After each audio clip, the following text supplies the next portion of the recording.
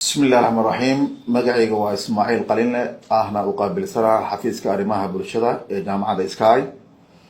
جامعة سكاي وحا أي حبين كتهي برنامج وقامنا يوم عن كوبا تضباطك دورشدة تخصصك kugu haboon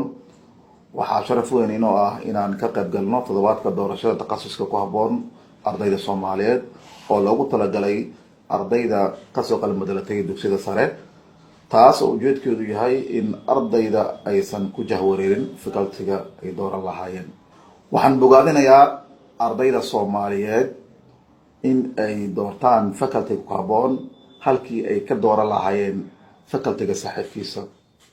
uu baranayo taasi oo yareynayso markuu doorto faculty-gu uu u baahan yahay waxaa dhacayso in uu waxbarashadiisa uu taas u sii wato laakiin haddii uu doorto faculty uu saaxiibkiisa u dhigto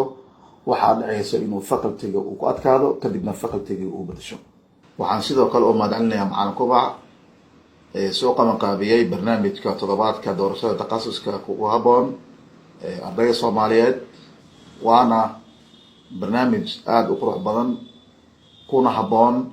ardayda Soomaaliyeed ee maanta wax baranayso in barnaamijka noocan oo kale loo soo diyaariyo.